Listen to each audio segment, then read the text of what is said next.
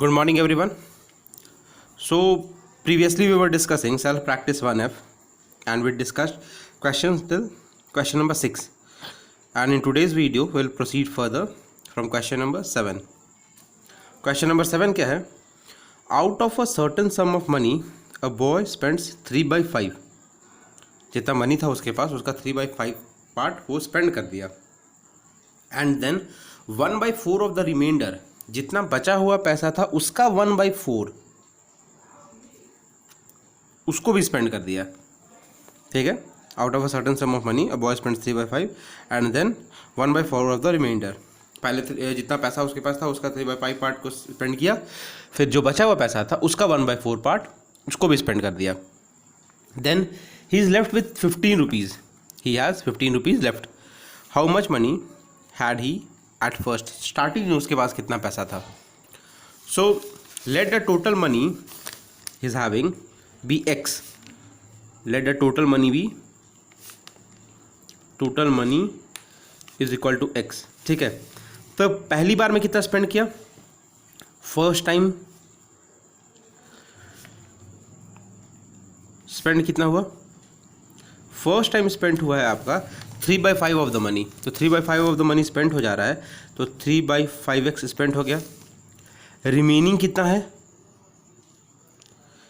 Remaining कितना हो जाएगा, पैसा था उसके पास x जिसमें से 3/5x ख़त्म हो गया.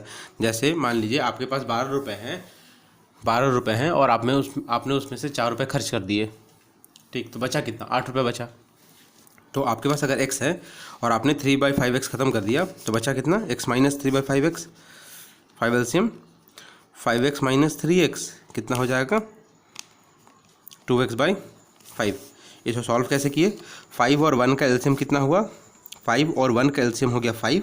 ठीक है. 5 को 1 से डिवाइड किए, 5 को 1 से डिवाइड कीजिएगा तो 5 आएगा. पहले क्या होता है, इन दोनों का एलसीएम निकालते हैं. एलसीएम निकाले, एलसीएम जो आया, ठीक है, एलसीएम को डिनोमिनेटर से डिवाइड किए.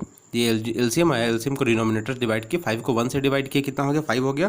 5 को x से मल्टीप्लाई किए, फिर न्यूमरेटर से मल्टीप्लाई कर दीजिए. जो क्वोशंट आएगा उसको न्यूमरेटर से मल्टीप्लाई कर दीजिए. तो 5 × x क्या हो गया, 5x. बीच में माइनस का साइन, 5 डिवाइडेड बाई 5 1 आएगा. 1 × 3 कितना, 3x कितना हो जाएगा, 3x. 5x minus 3x 2x/5. This is the remaining money. Okay. Second time spend कितना हुआ, 1/4 इंटू सेकेंड टाइम जो रिमेनिंग जो बचा हुआ है 2x/5 उसका 1/4 part, that is 1/4 into 2x/5. 2 हो गया तो x और 1x, 5 × 2 10. ये दूसरी बार स्पेंड हुआ. ठीक है. अब कितना बचा, नाउ रिमेनिंग मनी. अब कितना पैसा बचा हुआ है, पहली बार पैसा बचा हुआ था कितना, 2x/5 था, उसमें से x/10 खर्च हो गया. तो 2x/5 में से x/10 खर्च हो गया तो बचा कितना, 2x/5 माइनस x/10. 5 और 10 का एलसीएम कितना हो गया, 10 हो गया. 10 को 5 से डिवाइड कीजिएगा कितना आएगा, 2. ठीक है, 2 आया. और 2 और 2x मल्टीप्लाई किए कितना हो गया, 4x. माइनस 10 को 10 से डिवाइड किए 1 आया, इन दोनों को डिवाइड किए 1 आया. 1 जो आया है उसको न्यूमरेटर से मल्टीप्लाई कर दिए यहाँ से, x कितना हो जाएगा, 3x/10. ठीक है. तो now according to the question आपका आया है 3x/10 और यहाँ पे क्वेश्चन में क्या दिया हुआ है कि now he is left with 15 rupees. तो आप बोल सकते हो 3x/10 will be equal to 15. आपके अकॉर्डिंग आया है 3x/10 जब आप x लेके बना रहे हो और क्वेश्चन बोल रहा है कि 15 रुपये के बराबर है. अगर हम इसको क्रॉस मल्टीप्लाई कर दें, ठीक है, तो 3x × 1, 3x is equal to 150. Okay. x का वैल्यू कितना हो जाएगा, 150/3, 50 रुपये. तो स्टार्टिंग में उसके पास कितना था, in the starting he was only having 50 rupees. Okay. I hope you have understood this question. क्या था क्वेश्चन में कि स्टार्टिंग में उसके पास कुछ पैसा था, ही spend 3/5 of the money. 3/5 of the money को स्पेंड कर दिया. तो अगर स्टार्टिंग में x था, 3/5 स्पेंड कर दिया तो बचा कितना, x minus 3x/5 that is 2x/5 उसके पास बचा हुआ है. अब इस बचे हुए पैसे का 1/4 पार्ट वो स्पेंड कर दिया. तो बचे हुए पैसे का 1/4 कितना हो गया, x/10 हो गया. ठीक है. तो बचे हुए पैसे में से अगर x/10 खर्च हो जाता है तो बचा, अब कितना बचा, 2x/5 minus x/10 that is 3x/10. 3x/10 आया और क्वेश्चन में कितना दिया हुआ है कि अब बचा हुआ पैसा कितना है, दैट इज इक्वल टू 15 रुपी। तो x का वैल्यू सॉल्व करने में कितना आया, 50 rupees. Okay, so now moving to the next question. Now see the next question. 10 1/2 ton, question number 8 में क्या है, 10 1/2 tons of sand are to be shared between a number of builders. One of them receives 4/7 of the total and the remaining sand is shared by 3 builders. ठीक है, how much does the fourth builder receive and how much does each of the 3 builders receive? ठीक है, तो in total there is 10 1/2 ton of sand and one of them receive 4/7 of the total. ठीक है, तो question number 8 में क्या है, total sand आपका दिया हुआ है, टोटल सैंड है 10 1/2 टन। ठीक है, 10 1/2 टन, इसको लिख सकते हैं 21/2 टन। ठीक है, that will be equal to 21/2 ton. Okay, and one of them receive 4/7 of the total. एक बिल्डर को, वन बिल्डर को कितना मिलता है, 4/7 ऑफ टोटल। ठीक है, तो 4/7 ऑफ टोटल मीन्स 4/7 इंटू, ठीक है, कितना मिला एक बिल्डर को, 6 tons. Okay, and the remaining sand is shared by 3 builders and the remaining sand is shared by 3 builders. यहाँ पे इक्वली लिखना चाहिए था, and the remaining sand is shared equally by 3 builders. अगर तीनों बिल्डर्स को इक्वली सैंड मिला है तो let the sand that each builder will receive BX। ठीक है, तो 3 बिल्डर्स के पास गया है, X, X और X। ठीक है, तीनों को कितना मिलेगा, पहले को X, दूसरे को X, तीसरे को X, और एक को कितना मिल चुका है, 6 टन प्लस 6। ये टोटल सैंड के बराबर होगा, टोटल सैंड मतलब 21/2 के बराबर। 3x + 6 would be equal to 21/2, 3x would be equal to 21/2 minus 6, plus 6 दूसरे साइड गया, -6 हो गया। Okay, 3x would be equal to, solve कीजिएगा तो 2 और 1 का एलसीएम 2 हो गया, 2 को 2 से डिवाइड कीजिएगा 1 आएगा, यहाँ 21 माइनस 2 को 1 से डिवाइड कीजिएगा कितना हो जाएगा, 2 and 2 × 6 12। 3x will be equal to 9/2, x का वैल्यू कितना हो जाएगा, 3 यहाँ मल्टीप्लाई हुआ, इधर आके हो गया डिवाइड, तो 9/2 डिवाइडेड बाई 3, तो 9/2 × ये multiply will change to divide will change to multiply, and here it will be 1/3 जो कटेड हो जाएगा 3 टाइम्स। x का वैल्यू कितना आया, 3/2, और you can write 1/2 ton.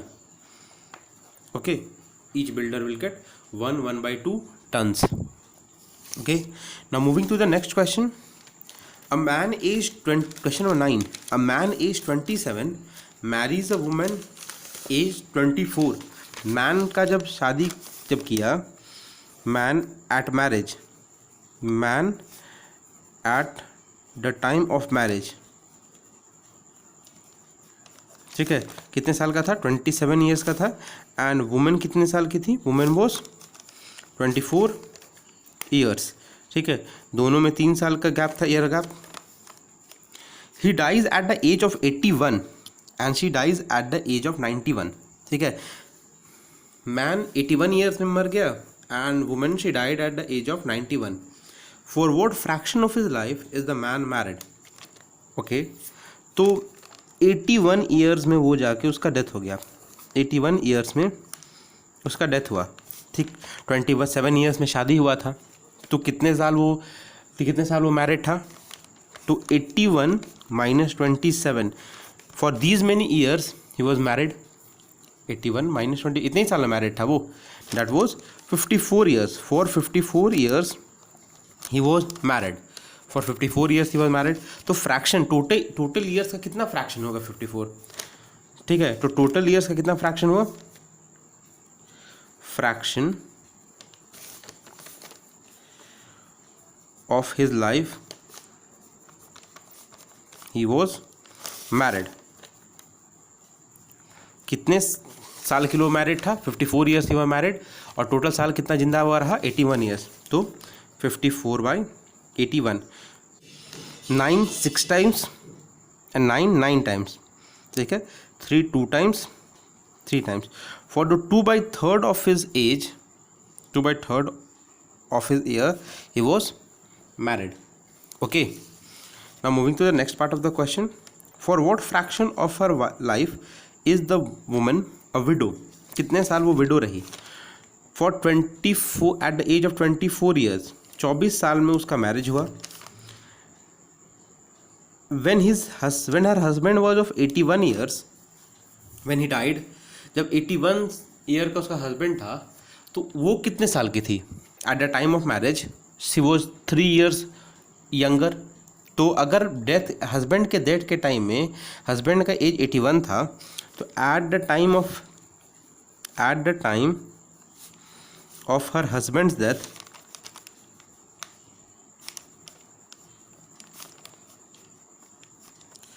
Women का एज कितना होगा? मैरिज के टाइम में भी 3 साल छोटी थी, तो डेथ के टाइम में भी 3 साल छोटी रहेगी. डेथ के टाइम में कितने ईयर्स की होगी? 78 ईयर्स. ठीक है, जिस समय वो विडो हुई होगी, ठीक है, उस समय उसका एज कितना होगा? 78 ईयर्स.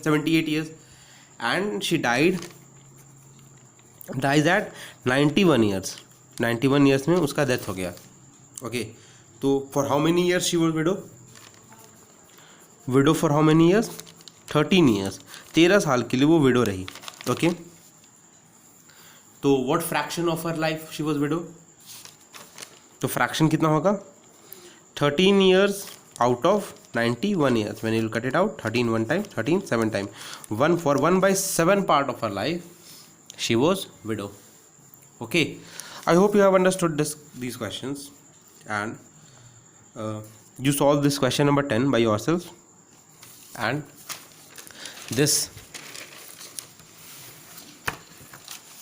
मेंटल मैथ्स पार्ट को आप सॉल्व कीजिए, एंड MCQ पार्ट, ये जो MCQ जो दिया हुआ है इसको आप सॉल्व कीजिए.